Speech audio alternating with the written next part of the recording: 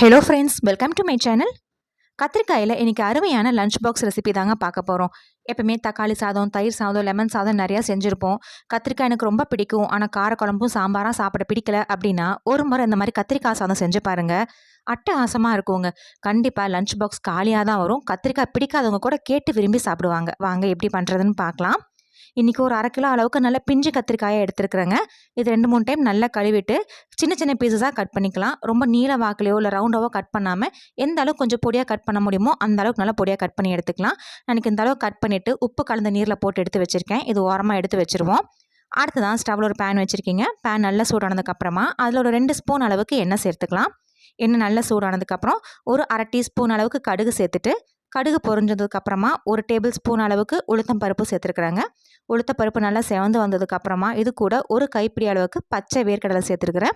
நீங்கள் வறுத்த வேர்க்கடலையும் சேர்த்துக்கலாம். இந்த வேர்க்கடலை ஒரு நிமிஷத்துக்கிட்ட இந்த எண்ணெயில் நல்லா வதக்கி எடுத்துக்கலாம்.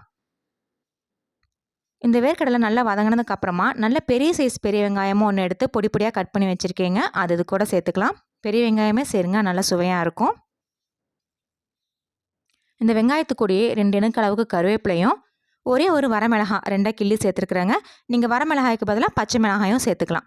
இந்த வெங்காயம் நல்லா கண்ணாடி பதத்துக்கு வதங்கி வரணுங்க. அந்த அளவுக்கு நல்லா வதக்கி எடுத்துக்கலாம். வெங்காயம் இந்த மாதிரி நல்லா கண்ணாடி பதத்துக்கு வதங்கி வந்ததுக்கப்புறமா இது கூட 1/2 ஸ்பூன் அளவுக்கு இஞ்சி பூண்டு விழுது சேர்த்துருக்குறாங்க. இஞ்சி பூண்டு விழுதோட பச்சை வாசனை போகிற அளவுக்கு நல்லா வதக்கி எடுத்துக்கலாம். இஞ்சி பூண்டு விழுதுக்கு பதிலாக நீங்கள் 1 2 தட்டியும் சேர்த்துக்கலாம். இஞ்சி பூண்டு பச்சை வாசனை போகிற அளவுக்கு நல்லா வதங்கினதுக்கப்புறமா இது கூட நம்ம ஏற்கனவே கழுவி சின்ன சின்ன பீசஸாக கட் பண்ணி வச்சுருந்தா கத்திரிக்காய் எல்லாத்தையும் சேர்த்துக்கலாங்க. நான் இன்றைக்கி 1/2 கிலோ அளவுக்கு கத்திரிக்காய் எடுத்துருக்கிறேன். 1.5 டம்ளர் ரைஸுக்கு பார்த்தீங்கன்னா இந்த கத்திரிக்காய் போதுமானதாக இருக்கும். நீங்கள் ரைஸ் எந்த அளவுக்கு எடுக்கிறீங்களோ அதுக்கு தகுந்த அளவுக்கு கத்திரிக்காய் எடுத்துக்கோங்க. அதுவும் பிஞ்சு கத்திரிக்காய் எடுங்க. அப்போ தான் அந்த காரம் இல்லாமல் நல்லா சுவையாக இருக்கும்.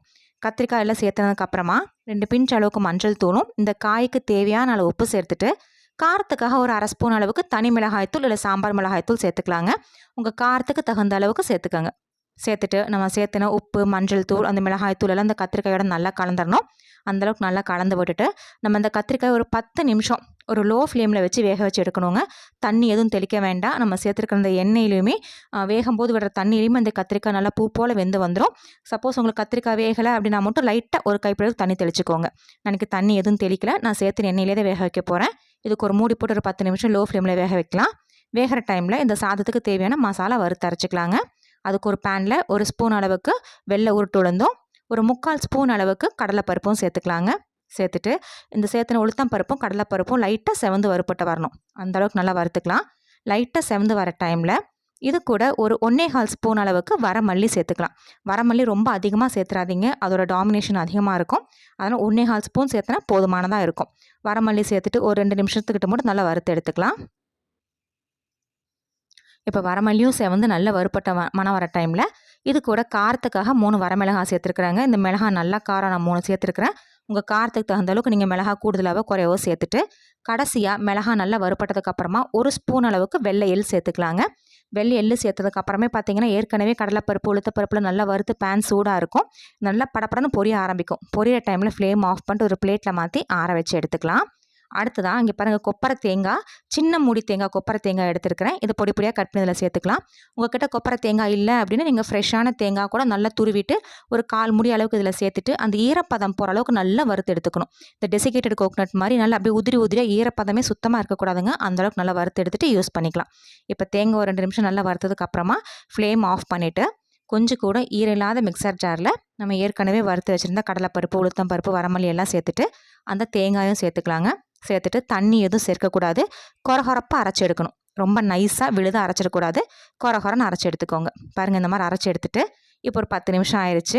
கத்திரிக்காய் உங்களுக்கு பார்த்தாவே தெரியும் நல்லா பூ போல் சாஃப்டாக வெந்து வந்திருக்கு. இந்த அளவுக்கு நல்லா வெந்துடணுங்க. இப்போ ஒரு டைம் நல்லா கலரி விட்டு எடுத்துக்கலாம். நல்லா கலரி விட்டுட்டு ஃப்ளேம் லோவில் வச்சுட்டு நம்ம ரெடி பண்ணி வச்சுருந்த அந்த மசாலாவை இது கூட சேர்த்துக்கலாம். நம்ம கடலைப்பருப்பு, உளுத்தம் பருப்புலாம் சேர்த்துருக்கறனால டக்குன்னு அடி பிடிக்கும். அதனால் ஃப்ளேம் லோவில் வச்சுட்டே சேர்த்துக்கோங்க. தேவைப்பட்டால் ஒரு 2 ஸ்பூன் அளவுக்கு எண்ணெய் கூட சேர்த்துக்கலாம். இப்போ நான் ஏற்கனவே கத்திரிக்காய் வேகறதுக்கு மட்டும்தான் உப்பு சேர்த்துருந்தேன். இப்போ இந்த மசாலா சேர்த்துனதுக்கப்புறமா உப்பு கொஞ்சம் கம்மியாக இருந்திருக்கும். இந்த மசாலாவுக்கு தேவையான அளவு உப்பு சேர்த்துக்கலாங்க. சேர்த்துட்டு இது ஒரு டைம் நல்லா கலந்து விட்டு எடுத்துக்கலாம். இது ஒரு டைம் நல்லா கலந்ததுக்கப்புறமா ஃப்ளேம் லோவில் வச்சுட்டு இதுக்கு ஒரு மூடி போட்டுருங்க. ஒரு 5 நிமிஷம் மட்டும் இந்த கத்திரிக்காயும் இந்த மசாலாவும் நல்லா கலந்து வரட்டும். ஒரு 5 நிமிஷம் லோ ஃப்ளேமில் வச்சு வேக வச்சு எடுத்துக்கலாம். இப்போ ஒரு 5 நிமிஷம் கழிச்சு ஓப்பன் பண்ணி பார்க்கலாங்க. இப்போ நம்ம சேர்த்துன மசாலா கத்திரிக்காய் எல்லாம் நல்லா கலந்து சூப்பரான கத்திரிக்காய் மசாலா ரெடி ஆகிருக்கு. இது ஒரு டைம் நல்லா கலரி விட்டு எடுத்துக்கலாம். விருப்பப்பட்டால் மேலே அப்படியே கொஞ்சம் நெய்யோ இல்லை எண்ணெயோ கூட சேர்த்துக்கோங்க. அவ்வளோதாங்க, சூப்பரான சுவையான கத்திரிக்காய் மசாலா ரெடி. இது ஓரமாக எடுத்து வச்சுருவோம். இப்போ நான் ஒரு 1.5 டம்ளர் அளவுக்கு சாதம் வடித்து எடுத்து வச்சுருக்கேன். நம்ம நார்மலாக சாதத்துக்கு யூஸ் பண்ணுற ரைஸ் தாங்க வடித்து எடுத்திருக்கேன். ரைஸ் கொஞ்சம் உதிரி உதிரி இருக்கிற மாதிரி பார்த்துக்கோங்க. இதில் நம்ம ரெடி பண்ணி வச்சுருந்த கத்திரிக்காய் மசாலாவை சேர்த்துட்டு விருப்பப்பட்டால் கொஞ்சமாக நெய் சேர்த்துக்கோங்க. இல்லைனா வேண்டாம்னா ஸ்கிப் பண்ணிடலாம். சேர்த்துட்டு நல்லா கலந்து எடுத்திங்கன்னா சுவையான கத்திரிக்காய் சாதம் ரெடிங்க. இதுக்கு மேலே கடைசியாக பொடியாக நறுக்கின மல்லி இலை தூவிட்டு கலரி எடுத்துக்கலாம். இது கூட நீங்கள் எந்த காயும் வச்சு சாப்பிட வேண்டாங்க. இதில் இருக்கிற கத்திரிக்காயே நமக்கு போதுமானதாக இருக்கும். வேணும்னா நீங்கள் சுட்ட அப்பளமோ இல்லை வடகமோ அந்த மாதிரி வச்சு சாப்பிட்டிங்கன்னா இன்னும் டேஸ்ட் அருமையாக இருக்குங்க. ஃப்ரெண்ட்ஸ், நீங்களும் இந்த ரெசிபியை ட்ரை பண்ணி பாருங்கள். ட்ரை பண்ணி பார்த்துட்டு கமெண்ட்ஸில் சொல்லுங்கள். உங்களுக்கு இந்த வீடியோ பிடிச்சிருந்தா மறக்காம நம்ம சேனலுக்கு சப்ஸ்கிரைப் பண்ணுங்கள்.